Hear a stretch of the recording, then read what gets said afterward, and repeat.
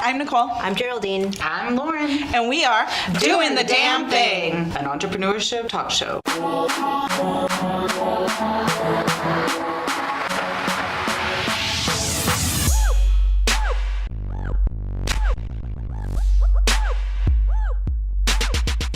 So today's topic is just going to be about collaborations and partnerships. The essence of entrepreneurship is you have to work with people to grow and to get further in your business, but sometimes that could be good and sometimes that could be bad. So what has been like a really good, strong partnership for you two? Let's start off there. Let's start off with the good, a strong partnership. Well, yeah, I mean, and also the different ways you can have partnerships and also just the skills that you grow with being in a partnership. Because I guess to talk about what is a good partnership, I think all of those actually, and like Geraldine and I becoming partners, we didn't mean to become partners. It was really like very accidental. So that was pretty awesome. But as far as being intentional in a partnership, the value of having more than yourself in a conversation is like, I think that's getting the communication down with two people or three people or a group of people, whatever, is really key to getting things done.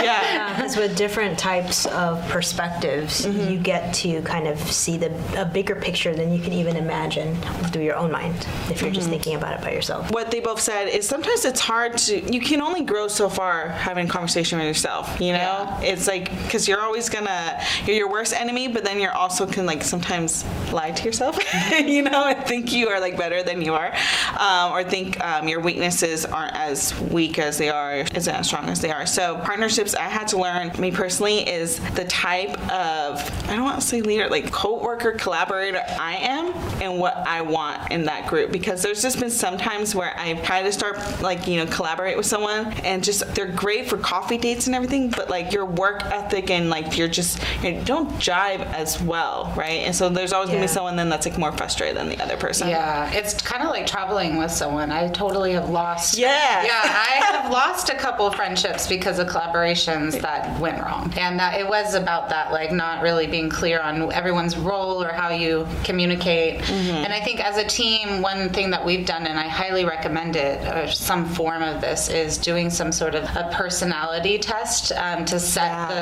the baseline of it and facilitating that conversation of, okay, I'm this type of, it just gives you a tool and like a set of vocabulary that you can work with to be able to understand each other and to set some guidelines and like core ground rules, I guess. Yeah, and with those tools, you can kind of separate what's going on or the situation from taking things personal. Because in business, you shouldn't take things personal. I mean, it's natural as human beings for our ego to come up, us to take things personal. But with personality tests, like at Meet Geraldine, we do the DISC assessment. That one really helps us to say, okay, well, this person is kind of slower paced than I am, or faster paced, or they're kind of, they say things in this way, or they think in this way. So let me see if I can reframe what I'm talking about so that they can understand what I mean, or let me try and like step outside of who I relate to myself as, so that way we can be on the same page. It's a lot of compromise. What I love about that is that you guys took the time out to do that personality test, because I know a lot of other business owners,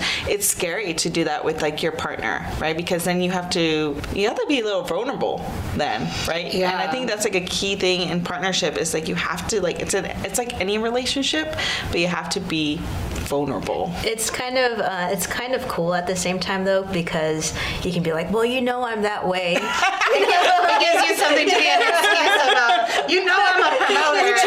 We took this test. Actually, you can take the test too. Yeah, we should give you that, and we'll put it in the description, the link. You guys can all take it. Yeah, but you know, also like Geraldine and I are complete opposites, and particularly we've found that this particular assessment, the DISC assessment, is something that's very simple, and we can apply it in a real way to our world. So that's why we've chosen that one. There's 4 different personality types. There's promoter, go-getter, nurturer, and examiner.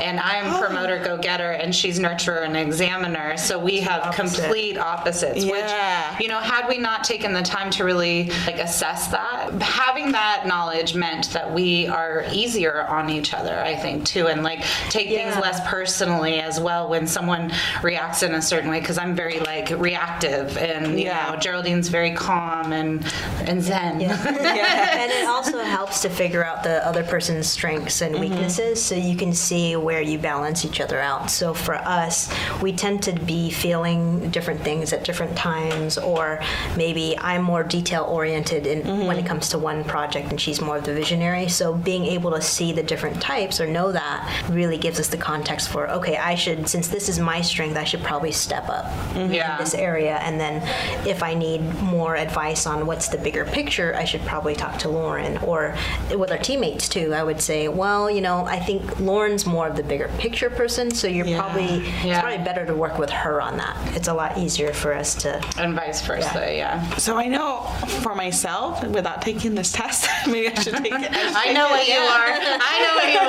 That I could be, it's sort of fun. Sometimes I feel like I'm big picture, and then in other groups I can be a bit detail oriented. But what I notice, at least for my business, is then I have to surround myself with detailed oriented people. Yeah. Because I could get lost in this is what I want it to look like, and it's beautiful, and I need someone to be like, okay, well, what are we doing at 9? And I'm like, oh, okay.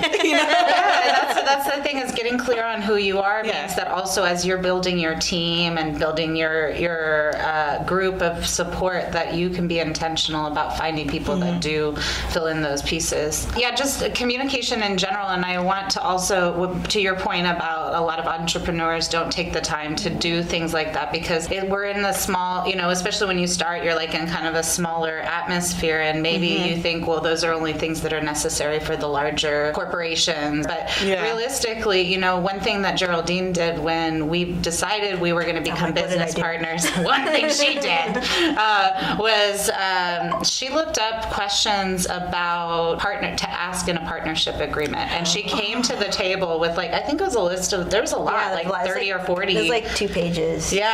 Questions. And at first, How did you take that? Because I felt like if someone came to me and I'm like, what the F? Well, yes, and exactly that is, honestly, at first I was like, oh, okay, we don't really need that, but whatever. I also just kind of knowing when to give in, and sometimes, again, not knowing that you're not always right, or all the way right, that other people can have ideas, and what's the harm. And so we sat down and we made a couple appointments. I think it probably took us about 4 hours to go through this. And the questions were stuff like, what's the best way to communicate with you when you're angry? Or what's our agreement? And when is it okay to authorize payment for something? It was everywhere from emotional to practical business things. And it really did set up a great framework from us that to this day, we still if anything's going to be, we have the freedom to charge anything under $100 with our bank account, but anything over 100, we know that we're going to check with each other. And typically we check actually for everything, but that gave us a framework because sometimes you have to move as a lone ranger, and it's good to just already know what the agreement is with the two people. And to set that up is, I commend Geraldine for that, and us in general for that, for having the foresight at such a pretty much early stage of our business. Yeah, and what I like what you said is in a partnership, you have to give each other the okay to sometimes just go as a lone ranger, because sometimes just making that decision together is going to take longer than you just doing it. And, sometimes you just need to do it. So as I gotten older, one of the things I realized that people, at least the people I collaborate with, is people get more comfortable being in the direct communication, telling me directly, hey, you reacted this way, this is how I felt, and not taking it personally. Because it's but I appreciate that. I was in LA, and one of my girlfriends, it was a business trip, and she's like, okay, because I was just not having a good day. And she's like, okay, we can all see that you're not having a good day. Did we do anything? And then took me back. I'm like, oh, it's sort of bringing them down, but at least they're asking me directly if they did anything, and I could just be directly, no, it's just I'm just having one of those weird moody days. And I feel when you're collaborating with people, you have to be okay having that direct communication. And actually we have something that we implemented. Again, it was Geraldine's idea. And again, I was kind of okay, whatever. But it's become like such a part of our brand, and like people actually look forward to it. What we do is with our team and with each other before sitting down in a meeting, or the first meeting of the day, or the first like kind of when the most amount of people are in our office, we do a check-in. And so the check-in, we can all sit down, share our thoughts, our feelings. It could be business oriented, it could be emotional, like life oriented. It's up to you. That's your moment to get it out to the team. And that's the time where you say, look, I'm just really feeling crappy today, and I'm gonna be grumpy, and that's just the way it is. And then everyone could be like, cool, we know to leave that person alone, not talk to them. And so that was nice because it sets those boundaries, and it allows people to respectfully be in the space without affecting each other. And at the same time, it also allowed us to get closer as a team, because there's those moments where you get to share like, oh yeah, I did this art installation, it was really awesome. So we get to know more about the personal lives of the people in our team and what lights them up. So that was a really key piece too, I think. The other thing it does, it's a lot more time efficient, because before what it used to be is that everyone would come into the office at different times, and it's like, oh hey, how you doing? What have you been up to? And then you're checking in with like 5 people throughout the day. Yeah. And then you're hearing the same story. Some people are in the room hearing the same story. So being able to do it when everybody is together, also more of a connectedness as a group. Yeah. Not just with the one-on-one conversation. Yeah. And we do it with some of our clients too. It's just become part of our culture. I think we've done a check-in with you once, right? Like official check-in. Maybe not. Let's do it with I didn't feel like it was official, but sure. Yeah. The partnership, having a partnership has been really rewarding. It's very challenging. Both of you have to be on the same page, at least wanting the same goals. And I think that's another key, is really setting out the goals, your personal goals and your business goals, because Geraldine and I spend a lot of time of figuring out how we can parlay them both and support one another. We both have our own things that we do besides Meet Geraldine. And I think something that's just happened recently in the last 4 months is we've become like not way more supportive, but it finally clicked in where everything's kind of in synergy of our personal projects and the ways that we're communicating with each other around them, and the way we're supporting each other in those personal projects too. Yeah. So like final question, because I just had a question come to my mind, is that at least for me, like when you're working with different partners, collaborators, consultants, however it is, what is the one thing you learn about yourself as a communicator, good or bad? Or have we learned? What have we learned? Yeah, what have you learned? There you go. Well, I mean, like either way. Yeah. So do you have a quick answer? Kind of. One of the things I've definitely learned over time, and I continue to learn, is when I don't say enough. Like I think for me, it's it's a habit for me to be very concise or very short or kind of surface. And then I'll hear other people talk or share ideas, and I'll be like, oh, I should have said more, or I could have said this or that. So I'm starting to learn to engage on a deeper level. And I think it's been a process for me, something I'm continuing. It's continuing to reveal itself for me. Yeah. I guess I'll say the opposite when I say too much. You need to bring it back. Yeah. When I say too much, like how to like let other people have the floor. Yeah. And it is something, Gerald, I typically do actually have friends that are a little bit less like boisterous or out there, because I think it helps the balance, but still like remembering to not be that tree that's overshadowing everything, because then, I've blocked a lot of opportunities by talking too much or talking too quick, or like whatever it is. But yeah, I think that's probably and again, it just circles back to communication. That's what's key. I think mine is like a little bit more like Geraldine. So maybe because I was like the oldest child or something, I get really annoyed repeating myself. So I just want to say it once, concise, read it, that's it. And one of the things I realized, I'm like, that's actually quite rude, Nicole.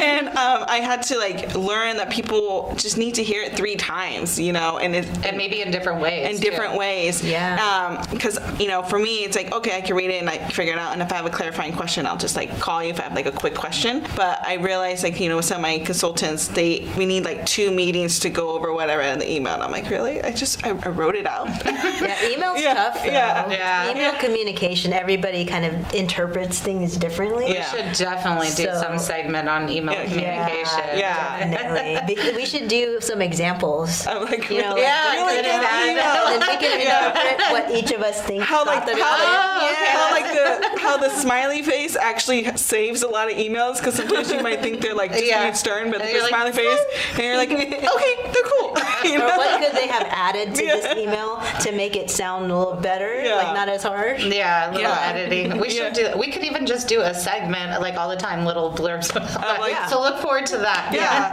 Maybe we'll make it at the end of every episode. We'll see. What to put in your email. Yeah, so if you guys have any questions about partnerships, collaborating, communication in those groups, let us know in the comments below. We will gladly answer them. And of course, in the description, there is going to be that link for that test, which I think everyone should use. Even if you are a solo entrepreneur, you might want to take it with some of your friends that are part of your tribe, so you guys know how to work together. So don't forget to subscribe, like, and hit that little bell to get the notifications. And we will see you guys next week. Yeah. Bye. Bye.